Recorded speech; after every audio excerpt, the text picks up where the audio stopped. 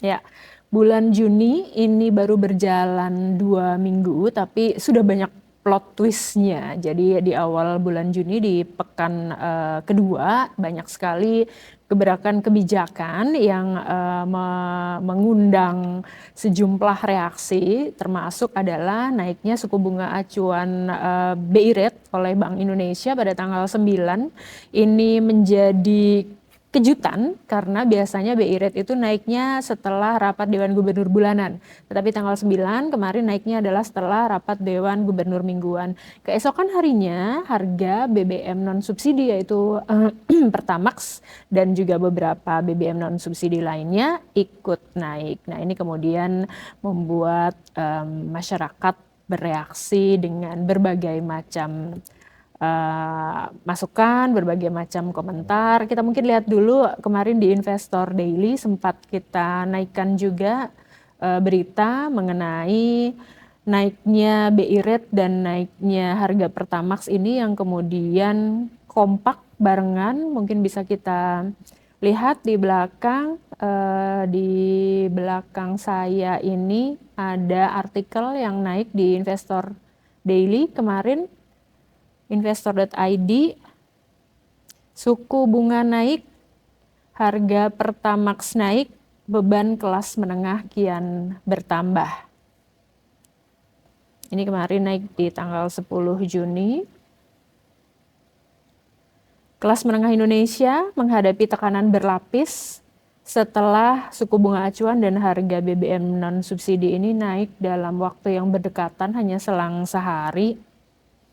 BI Rate menjadi 5,5%, kemudian harga Pertamax naiknya 32% dari 12.300 menjadi 16.250 rupiah per liter. Ada sejumlah hal yang kemudian diwaspadai oleh masyarakat dari kenaikan suku bunga acuan BI misalnya sudah mulai ada kekhawatiran terkait dampaknya pada bunga kredit bank. Otomatis cicilan rumah, kemudian bunga kredit untuk kendaraan bermotor ini juga menjadi beberapa poin kekhawatiran. Oke, kita akan ngobrol soal ini di meja redaksi hari ini bersama dengan ada Bang Cleo, kemudian juga dengan Mas Jauhari. Mungkin kita ke Bang Cleo dulu. Bang Cleo, minggu pertama Juni itu kita juga sudah lumayan banyak sekali gebrakan, tetapi lebih kepada kasus ya. Ada beberapa pengungkapan kasus. Penangkapan. Kasus Minggu kedua korupsi. gebrakannya berlanjut, tetapi lebih kepada kebijakan ekonomi. Di satu sisi memang sejumlah langkah kebijakan ini sudah diantisipasi ya dan sudah juga diprediksi bahwa ini memang perlu dilakukan, termasuk soal kenaikan harga BBM yang kalau di Indonesia ini dari awal mungkin tidak secepat negara-negara lain responnya. Kemudian juga suku bunga acuan BI Rate sebelumnya sudah naik 50 basis poin, ini dinaikkan lagi 25 basis poin dan ini juga sudah diekspektasikan oleh pasar sebenarnya. Kalau dari tim kita, baik dari teman-teman yang di lapangan, kemudian juga bagaimana redaksi kita mengawal dari kebijakan ini, seperti apa Bang Clay? Karena kita kemarin sempat langsung dikhawatirkan dengan banyaknya peralihan penggunaan BBM. Sempat ada antrian yang cukup panjang ya di SPBU untuk mereka pindah ke Pertalite gitu. Sejauh ini yang dikawal oleh teman-teman dilihatnya seperti apa? Oke. Jadi emang kalau kita lihat ya, emang ini kan ibaratnya badai ekonomi dan politik kan emang sedang sedang kencang sekali ya. Kita melihat ini di lapangan. Emang ini kan pusarannya kan di ekonomi sebenarnya, tapi akhirnya emang berimbas ke politik. Kita lihat juga kan arus pemberitaan juga banyak juga pada saat ketika terjadi goncangan itu kan juga kayak di DPR juga kan melakukan banyak pertemuan ya, seri-seri maraton juga mereka pertemuan dengan Bank Indonesia, dengan otoritas pemerintah, BI dan lain-lain pengusaha sampai mengumpulkan sejumlah direktur bank-bank ya, bank himbara gitu kan. Artinya emang di sini emang ada langkah yang simultan dilakukan oleh sejumlah elit ya, baik di eksekutif maupun di legislatif ya, untuk kembali meredam gitu kan, meredam goncangan ya.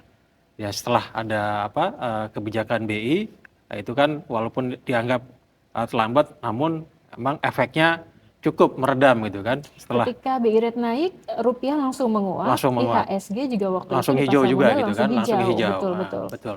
Jadi ketika itu kan sempat kita deg-degan juga ya. Ini seperti tidak ada rem gitu kan. Oh, rupiah kok makin melemah gitu kan. Terus melemah gitu kan. 18.000, 100, 200. Ini kemana gini otoritas itu kan. Siapa yang bisa mengendalikan ini gitu kan. Jadi teman-teman atau kita di tim liputan juga sempat bertanyakan nih kemana nih, apa nih yang bisa dilakukan gitu kan.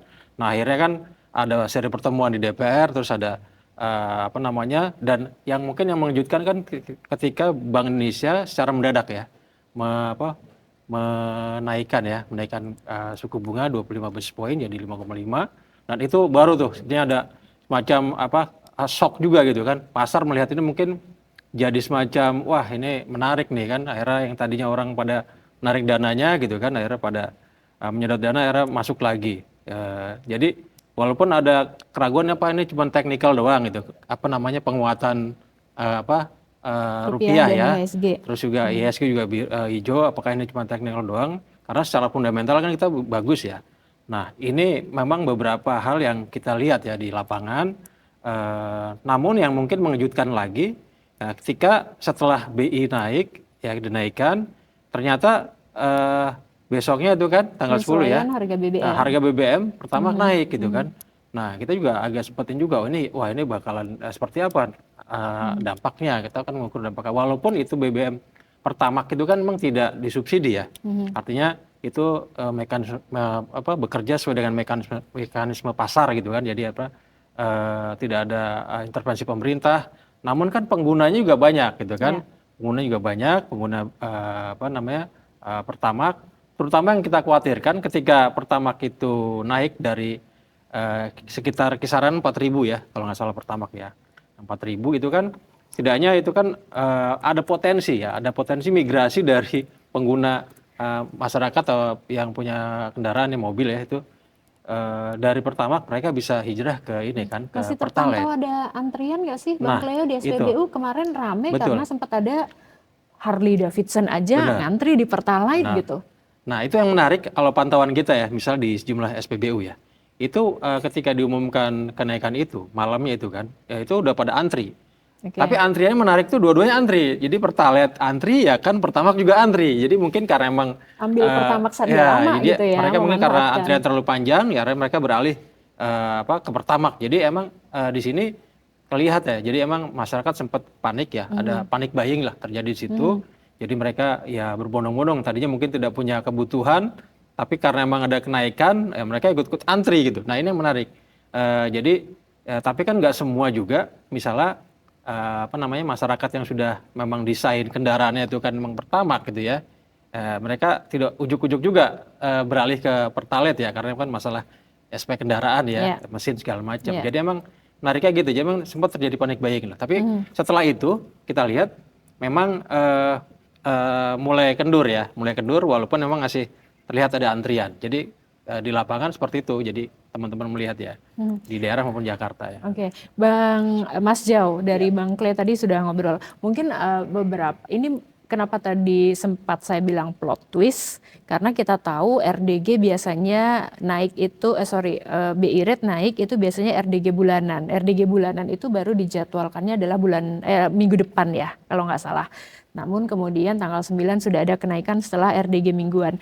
Harga BBM itu penyesuaiannya biasanya selama ini juga ada di awal bulan. Setiap tanggal 1. Ketika perang kemarin sempat memang ada pengecualian karena perang akhir bulan, kemudian di Maret itu kita masih belum ada apa-apa, baru kemudian dengan pertimbangan ABC baru di pertengahan bulan ada penyesuaian setelah meeting kanan kiri dengan semua pihak gitu ya. Nah ini sekarang di bulan Juni nih, di tanggal 10 juga naiknya, kemudian berdekatan pula gitu. Kayak kompak gitu ya. Kompak gitu, sudah. Kayak bisik-bisikan gitu. Nah itu dia mungkin sudah koordinasi nih. Ya sebetulnya memang isu BBM Pertamax ya, terutama yang non subsidi mau naik itu kan sudah di media redaksi kita sudah dengar tuh ya di redaksi ada isu bahwa Pertamax akan naik saat perang di Iran itu pertama kali mulai panas gitu ya. Tapi memang ditahan lah. Pemerintah mungkin pertimbangannya pada saat itu belum waktunya gitu. Belum waktunya untuk menaikkan Pertamax karena banyak pertimbangan seperti itu ya kan.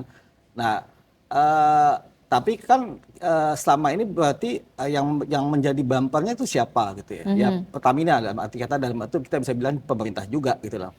Ya kan, yang melalui BUMN Pertamina dia kan harus ada yang namanya nanti dana kompensasi yang harus dikeluarkan oleh pemerintah kepada Pertamina gitu ya untuk menanggung beban dari selisih karena harga minyak di dunia sudah melonjak drastis, sementara kita masih Pertamax di 12.300 ya. Nah, semakin waktu berjalan itu maka pemerintah sepertinya melihat bahwa ini sudah menyebabkan tekanan fiskal ya, tekanan APBN pengeluaran APBN yang cukup signifikan gitu ya. Ada batasnya, maka ruang fiskal ini, pengeluaran pemerintah ini semakin lama semakin terbatas gitu ya. Jadi pilihannya apa gitu? Apakah kenapa tiba-tiba mendadak? Ya mendadak karena memang mungkin secara prosedur mungkin sah gitu ya, karena memang ada RDG mingguan, ada RDG bulanan, tapi secara tradisi memang biasanya kalau untuk menetapkan BI rate suku bunga itu acuan dari Bank Indonesia itu di RDG bulanan. Itu kita lihatnya dari beberapa coba kita amati bahwa memang kondisinya sudah urgent pada saat itu ya. Tekanan fiskal semakin berat gitu ya. Tidak bisa lagi menahan harga yang BBM ya, selisih harga dana kompensasi yang harus dikeluarkan untuk kepada Pertamina itu semakin hitung-hitungannya semakin besar. Jadinya mau tidak mau adalah menaikkan harga Pertamax gitu ya. Dan BI rate yang bisa dibilang kompak gitu ya. Memang karena kan gini, kita harus melihatnya seperti ini. Pertama BI rate yang naik kan tanggal 9. Tanggal 9 BI rate naik ya menjadi 5,5 itu.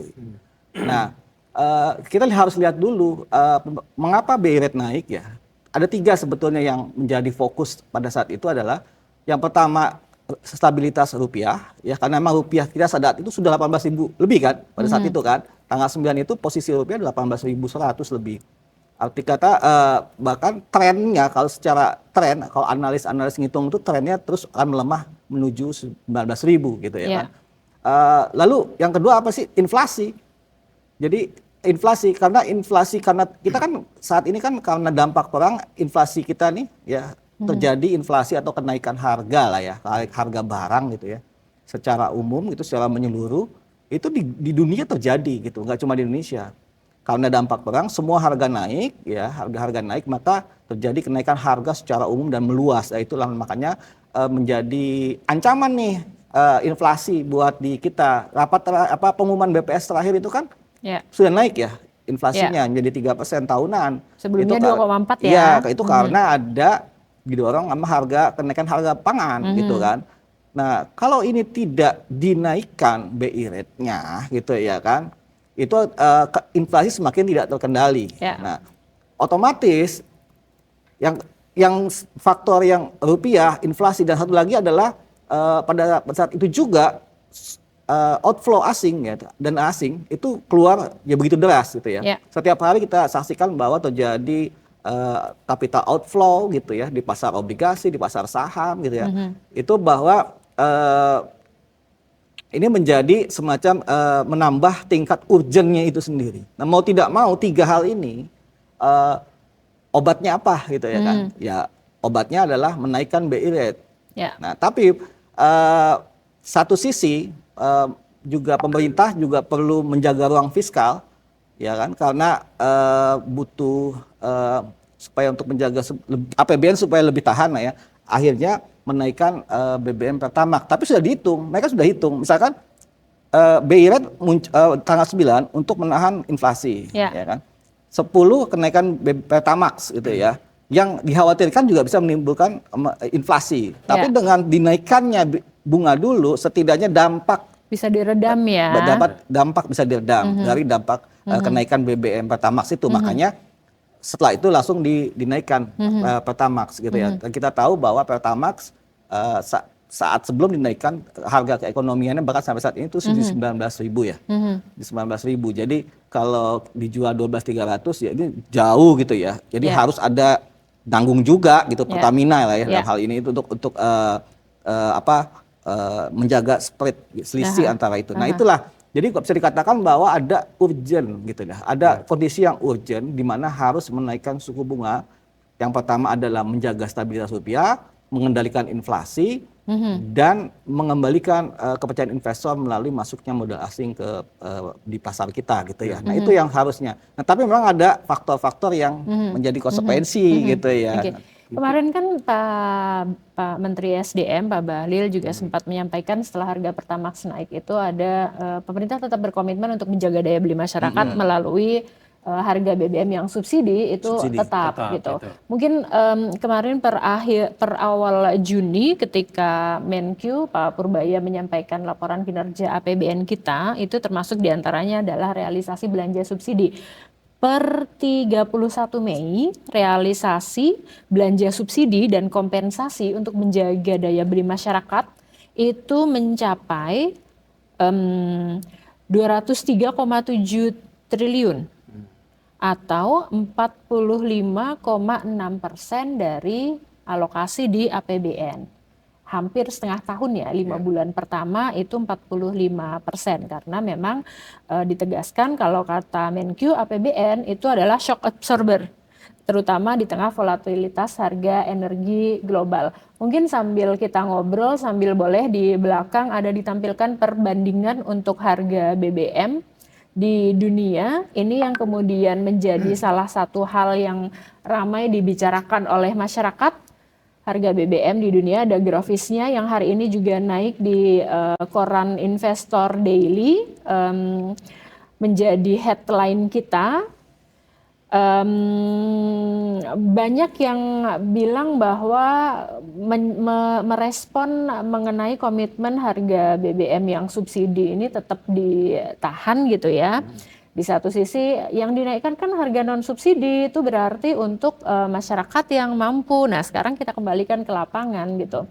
Harga BBM mungkin dibilang Pertamax naiknya hanya 4.000. Oke, 4.000 biasanya full tank 400.000, 450 sekarang harus 700.000 gitu. Boleh harga BBM ya boleh dinaikkan di belakang biar sambil kita melihat. Kemudian juga di mention bahwa harga BBM di Indonesia itu relatifnya masih lebih rendah dibandingkan negara-negara lain. Kita lihat nih.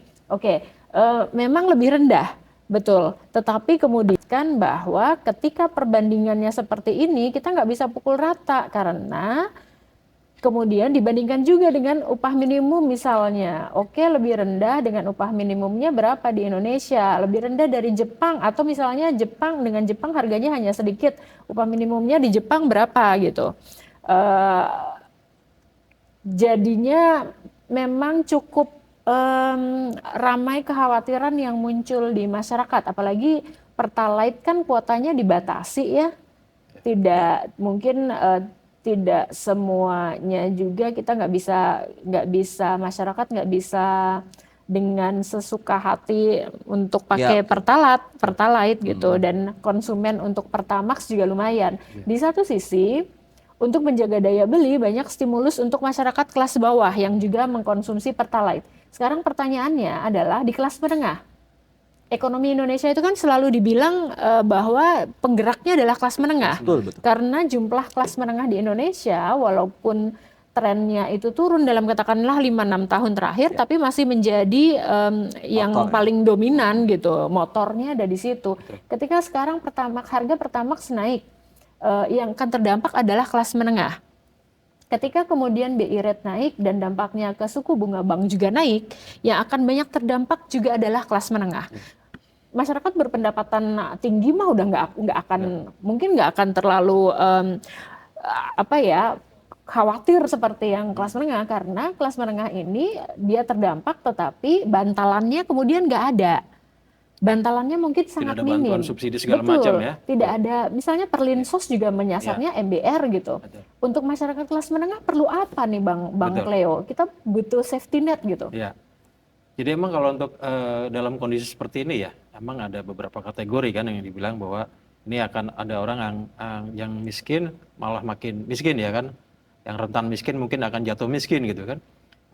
Sementara yang kelas menengah ini akan semakin terjepit.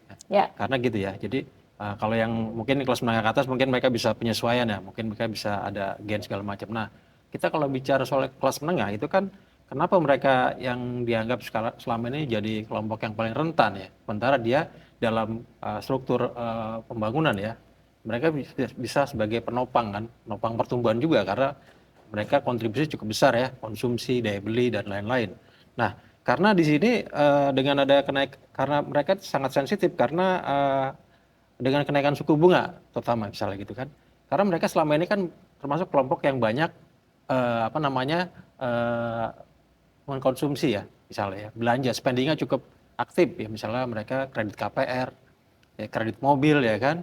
Mungkin mereka juga ada elektronik segala macam. Jadi banyaklah mereka mengkonsumsi itu. Mungkin juga mereka ada usaha pinjaman UMKM kayak gitu-gitu. Nah, jadi disinilah letak sensitivitasnya kelompok menengah karena mereka juga selain mereka mengkonsumsi, mereka juga semacam kelas yang memang punya tingkat produktivitasnya tinggi ya. Nah, kalau mereka tidak belum lagi tambah lagi kenaikan BBM kayak gitu kan. Nah, di sini juga kan itu pasti bebannya akan jadi ganda tuh ya, BBM dan kenaikan suku bunga. Nah, mereka emang harusnya ada jaring pengaman buat mereka kan, itu kan sering yang sering didengungkan ya, sering diusulkan oleh para ekonom dan lain-lain. Namun sampai sekarang kan memang itu tidak jelas ya. Jadi akhirnya kelas menengah ini kan ya udah mereka berimprovisasi aja gitu dengan keadaan ya kan. Mereka ya gimana caranya tetap survive gitu kan. Sementara bantuan-bantuan sosial yang atau bansos dan lain-lain itu hanya menyasar masyarakat yang memang miskin atau rentan miskin ya. Nah, di sini memang harusnya ada gitu loh. Ada juga dong buat misalnya ya potongan pajak dan lain-lain ya kayak gitu ya. Nah, sementara kemarin kita juga sempat dihebohkan juga ada pajak segala macam buat UMKM, terus juga CPPT gitulah. Artinya ada beberapa beban pajak yang baru ya.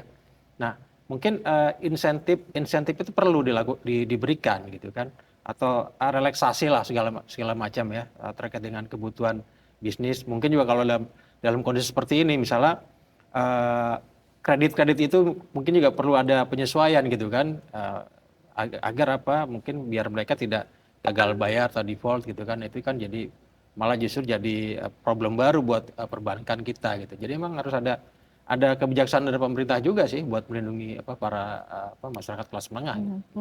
Mas Jau, satu kebijakan apalagi kelasnya nih setingkat negara dengan sekian ratus juta penduduk, 280-an juta penduduk, nggak akan mungkin semuanya satu suara setuju atau tidak setuju. Itu sudah pasti. Satu kebijakan pasti akan ada positifnya, namun juga pasti akan ada risikonya. Nah, dalam hal ini, kebijakan ini memang kebijakan yang diambil dalam kenaikan BI rate, kemudian juga kenaikan harga Pertamax, ini memang di sisi dampak ke fiskal, dia akan meringankan beban fiskal, kemudian juga dia akan dampaknya ke stabilitas ekonomi, nilai tukar rupiah, pasar, mencegah capital outflow, itu memang itu yang harus dilakukan. Tapi di satu sisi, risiko kemudian yang harus kita pikirkan adalah bagaimana kemudian kita melindungi masyarakat agar dalam implementasi dari kebijakan yang memang harus dilakukan ini, dampaknya nih nggak akan malah membuat kita kocar-kacir gitu, jadi bumerang gitu. Kalau kayak judul kita hari ini adalah dompet auto panik nih, karena harga Pertamax naik, BI rate-nya juga naik. Gimana nih Mas? Gini, kuartal 2 itu kan kita punya stimulus, nilainya 7,8 triliun. Itu masuknya adalah diskon untuk pajak ditanggung pemerintah untuk transportasi dan penerbangan. Yang terbang setiap hari pasti bukan kelas menengah. Kelas menengah itu setiap hari mobilitasnya adalah rumah kantor pergi bekerja gitu. Jadi mungkin menyasarnya lebih kepada liburan sekolah di kuartal 2. Kuartal 2 udah mau habis akhir Juni. Di kuartal 3 kira-kira untuk bisa meredam dampak dari kenaikan ini, stimulus seperti apa yang mungkin bisa efektif menyasar ke kelas menengah? Ya, kita lihat tadi itu ya, keputusan mengapa terjadi secara bersamaan kenaikan suku bunga dengan BBM ya. Nah, ini kan kalau kita harus ketahui juga bahwa dalam mengelola ekonomi sebuah negara itu kan pasti model kayak kita kendara itu kan pakai gas, pakai rem ya. Kadang-kadang kita harus ngegas, tapi jangan terlalu ngegas kebablasan. Tapi pasti ada remnya juga sehingga bahtera ini bisa berjalan secara berkesinambungan, lebih apa ya, sehat lah seperti itu. Nah, kalau kita lihat dari kenaikan bunga ya dan BBM kemarin itu jelas bahwa yang menjadi dampak terbesar dari kelas menengah. Dampak negatif jangka pendek, iya, secara jangka pendek kalau kita lihat dari sisi pertumbuhan itu berdampak negatif. Tapi apakah dampak ini akan berlanjut? Tergantung. Tergantung apa nih? Nih, kita lihat misalkan tujuan dari menaikkan harga BBM adalah supaya tekanan terhadap APBN itu berkurang kan? Ya. Tekanan fiskal berkurang, gitu kan? Tapi PR-nya adalah ketika sudah justru persoalannya setelah kita menaikkan BBM yang Pertamax itu, justru persoalan selanjutnya adalah mencegah migrasi ke Pertalite. Ya. Mencegah migrasi ke Pertalite ini sampai saat ini kan kita masih belum ada ya ketentuan yang apa ya, yang mutlak gitu ya, yang tegas gitu ya, yang nggak boleh pakai itu yang CC berapa gitu, yang harus berapa itu kan kita belum clear di situ gitu loh. Nah, jangan sampai terjadi migrasi. Kalau itu terjadi besar-besaran tadi seperti Pak Cleo sebutkan bahwa sudah ada mulai antrian Pertalite gitu ya. Nanti ujung-ujungnya kan kalau itu terjadi secara menyeluruh gitu ya, maka yang korban adalah pemerintah juga, APBN juga gitu loh. Jadi ada kuotanya tuh Pertalite setiap tahun. Kuotanya akan jebol gitu. Kalau misalkan terjadi migrasi besar-besaran dari Pertamax ke Pertalite, loh selisihnya cuma 6.000, selisihnya besar ya, 6.250 ya. Naik sampai 30-an% 32%.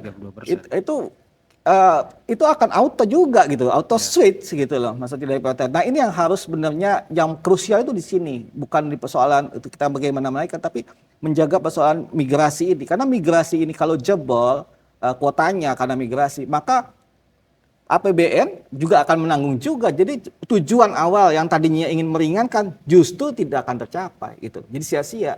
Jadi kenaikan harga BBM itu tadinya untuk mengurangi tekanan APBN, malah karena ada migrasi malah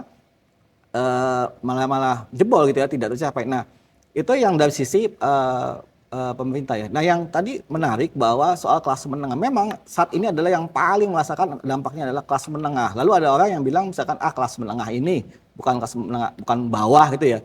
Kita lihat deh kalau kayak gitu, kita lihat kontribusi kelas menengah kalau kayak gitu seberapa besar kelas menengah berkontribusi terhadap perekonomian ya. Kalau kita lihat data BPS ya, contoh lah ya.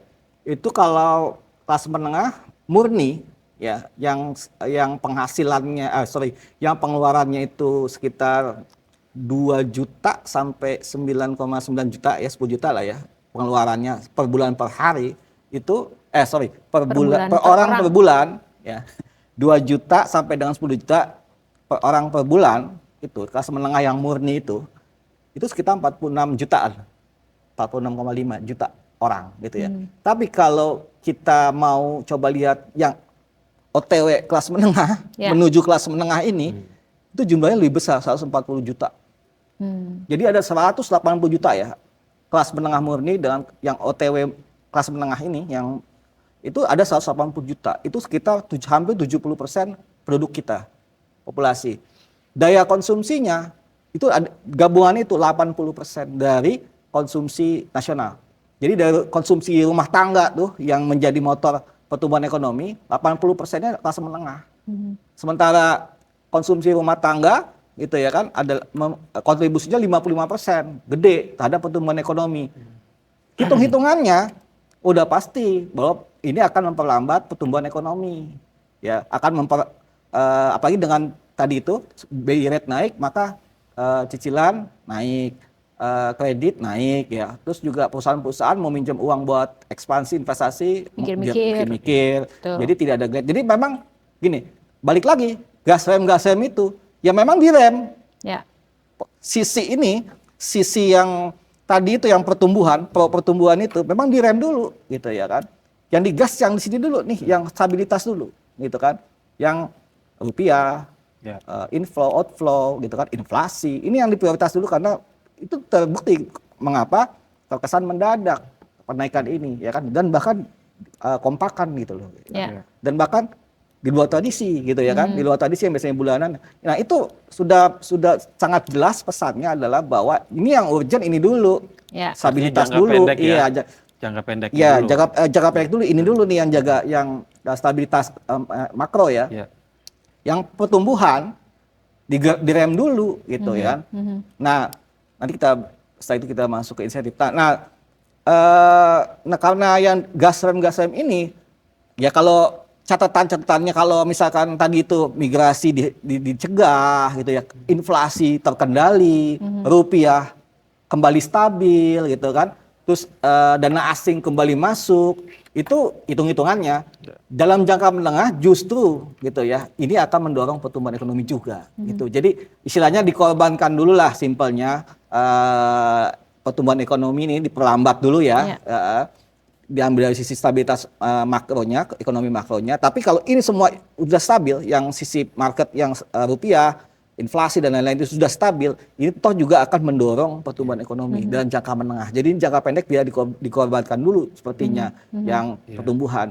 Lalu digenjot di sini dulu, toh juga kalau ini stabil semuanya juga akan mendorong pertumbuhan. Nah itu yang sepertinya. Nah tapi kan proses transisi itu ada kelas menengah yang terancam gitu ya kan.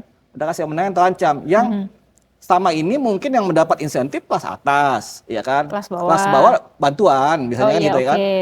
Bantuan, kelas atas. Nah, kelas menengah kasihan sendirian nih. Ini yang kita amati bahwa terjadi saat sekarang ini adalah kayak kelas menengah ini kayak ya udahlah gitu loh, di sumber tahan masing-masing aja gimana caranya SDM masing-masing. Nah itu yang harusnya saat ini adalah melalui insentif, mau tidak mau pemerintah harus memberikan insentif yang bukan musiman. Kalau kita lihat bahwa selama ini kan insentif buat kelas menengah itu sifatnya yang musiman. Kayak misalkan ada tadi itu transportasi udara ya, harga tiket, lalu tarif tol, terus nanti ada liburan sekolah. Itu kan sifatnya yang seasonal ya, yang musiman. Harusnya insentif yang memang bisa berdampak pada kehidupan sehari-hari. Misalkan kita pernah melakukan insentif tambahan di penghasilan ya, yang pemerintah mengeluarkan PPH atau pajak, potongan pajak PPH, atau yang insentif, ada tuh yang insentif cash untuk namanya bantuan pekerja itu loh, ada bantuan pekerja, itu mungkin yang paling rasional adalah itu gitulah. Nah nanti karena kalau tidak ini sangat rentan ya, karena kelas menengah ini sangat kritis ya, ya mereka kan orang yang bisa dikatakan ya itu mereka kan pekerja juga, pelaku usaha kecil juga tuh kelas menengah. Yang motor-motor ekonomi ini justru kelas menengah. Betul. Termasuk mahasiswa, termasuk ini mereka ada kaum-kaum yang memang saat ini kritis, dan itu mungkin akan dampaknya dalam jangka pendek akan terjadi dinamika politik mungkin akan terjadi. Kita tentu nggak pengen ada gejolak yang di negeri ini yang kemudian dampaknya sangat besar gitu. Kita harus bisa mencoba, susah pasti mengakomodir 280 juta penduduk Indonesia tuh pasti akan susah. Tetapi memang ketika kita harus ada kebijakan yang dilakukan, yang ingin kita ingatkan, yang kita harapkan bisa dilakukan adalah kebijakannya jangan hanya satu sisi saja bahwa ini harus dilakukan, tetapi kemudian juga possible impact-nya ini harus disiapkan kebijakan untuk menjadi bantalan. Tadi Mas Jauhari udah mention mengenai tambahan insentif untuk pekerja misalnya yang dilakukan saat pandemi. Kemudian juga possibility ada diskon untuk PPH misalnya yang ketika pandemi COVID juga waktu itu diterapkan. Durasi kita sangat terbatas nih. Tapi mungkin singkat saja, Bang Cleo mungkin ada nggak masukan untuk insentif untuk di kuartal 3 misalnya, apa yang harus dilakukan agar kelas menengahnya ini nggak terjepit, dompetnya nggak auto panik gitu. Oke. Jadi mungkin memang ini juga ya, mungkin hal-hal yang pernah dilakukan ya sebelumnya pemerintah itu mungkin perlu dijadikan macam evaluasi gitu kan, mengevaluasi bahwa jadi jangan hanya posisinya hanya melakukan menenangkan pasar, terus juga mengembalikan kepercayaan investor kan kayak gitu ya semangatnya kan dari pemerintah lewat kenaikan suku bunga gitu kan.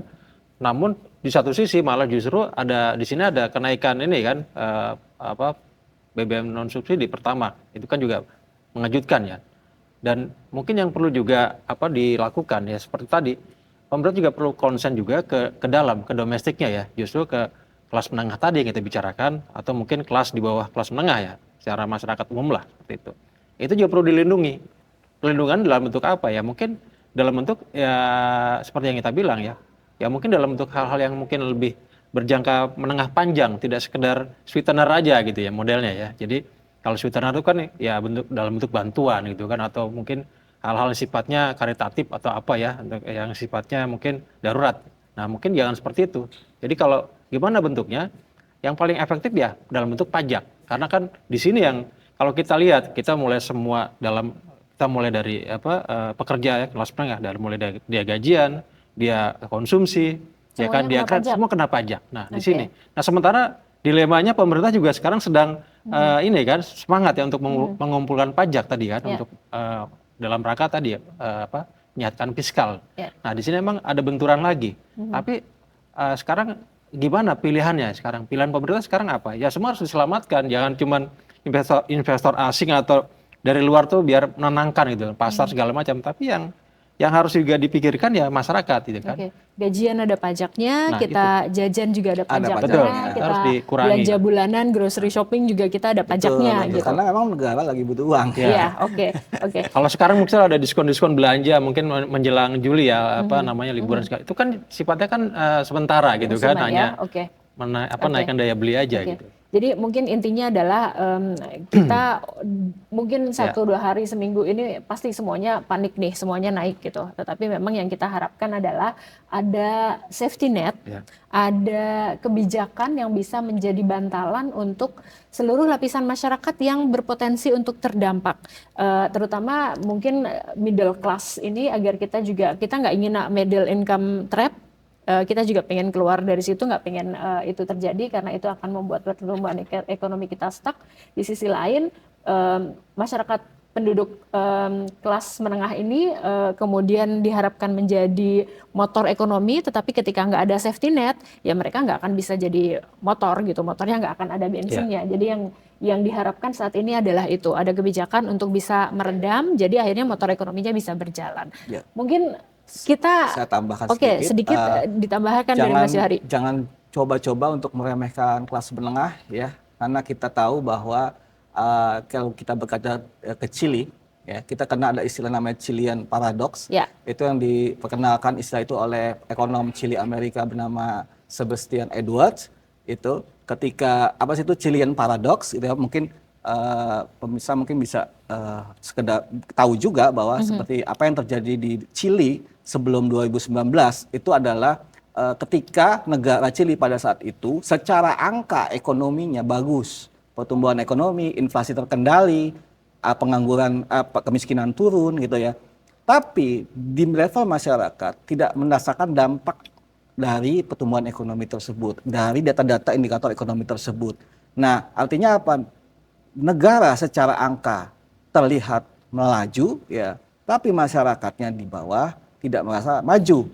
Nah, paradoks ini yang terjadi di Chili sehingga terjadi akumulasi gelombang protes besar tahun 2019 gitu ya. Nah, ini yang seharusnya saya bilang tadi, mengapa jangan sekali-sekali meremehkan kelas menengah gitu ya, karena kelas menengah mempunyai daya power ekonomi konsumsi yang bagus, yang besar, tapi dia juga mempunyai kekuatan secara sebagai politik gitu ya. Nah, ini ya yang harus kita berkaca terhadap di Chili itu gitu. Nah, seperti itu. Iya, apalagi hari ini juga sudah mulai ada aksi Ada ya, aksi ya, kita tentu. unjuk rasa mahasiswa ya. Oke. Mungkin kita akan bahas lebih dalam lagi nanti di meja redaksi berikutnya, yang tentunya tadi kita harapkan adalah kebijakan pemerintah yang memang penting untuk diambil, kita harapkan juga bisa diimbangi dengan kebijakan lainnya yang bisa meredam potensi dampak negatifnya ke masyarakat. Meja redaksi hari ini sekian, kita akan kembali lagi nanti dengan tema-tema yang tentu sedang hangat dibicarakan lainnya. Thank you Bang Terima Theo, kasih, terima kasih Mas Johari. Terima kasih. Nah,